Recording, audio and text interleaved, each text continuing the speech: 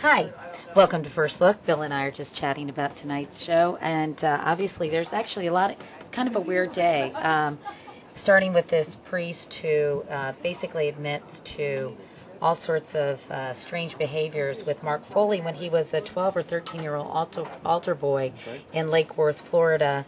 He spoke to a newspaper, said that he massaged Foley while the boy was naked, skinny dipped with him, and they were naked together in the same room on overnight trips. And he also said when he was in a drug-induced stupor, something might have happened, but he doesn't recall, given his state at the time. So, it's obviously an incredibly sordid and disturbing story, but it also, I think, may give Mark Foley a little more sympathy. Not that his behavior is acceptable or even merits forgiveness. I guess that depends on your point of view, but certainly claims that he was abused by a priest seem to be borne out by this article and the things himself. By the priest himself and the things that he's recalling. So we'll spend some time talking about that. The House Ethics Committee, it's a busy day there with a number of key witnesses talking about their knowledge of what happened and what they knew and when they knew it. So Gloria Borger is going to be focusing on that today.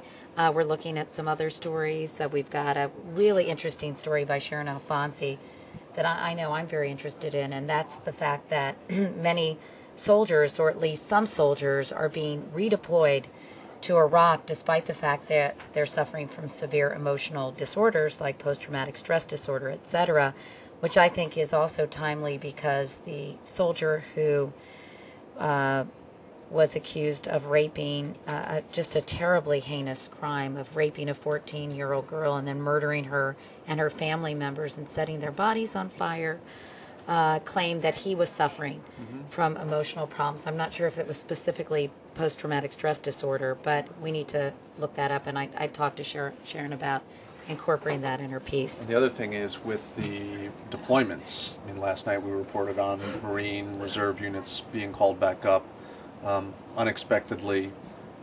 It's something that the Army and the Marines are facing more and more of. Well, clearly it's a numbers game, and they need to keep the troop levels up, and that may mean that as a result the military is allowing people who otherwise should not be permitted to be in combat situations, not only for their own safety but for the safety of their comrades, to be dispatched to continue with this effort. So those are some of the things that we're looking at. We've got some other things that we're discussing. We don't want to tip our hands about everything. Great end piece. Great end piece. What is our end piece today? I know. Should we say it? We can say it. Just who's in the end piece, I think. Yeah, worth mentioning, because he doesn't ever do interviews. What's a good hint for who's in the end piece? Can you do an impersonation? Oh no! Wait a minute. I can actually do a very good impersonation. Okay, go ahead. Oh, come on. Come on. You've already ruined your reputation. Yeah. What have you got to lose? Go ahead. You're a complete instigator. Is that your impersonation? No. But you're going to make me do Carl from Caddyshack? I don't think I can go there. But that's a little hint. Okay, that's First Look. Sorry, I've been busy this week. I've been on assignment, and I'm not talking about a sailboat. We were discussing whether Walter Cronkite's sailboat was actually called Assignment. So when people used to say he's on assignment, he really was on assignment, but he wasn't really on assignment. We're going to get back to you on that. I'm going to do a little research. But that's it, and hope you'll join us tonight on the CBS Evening News.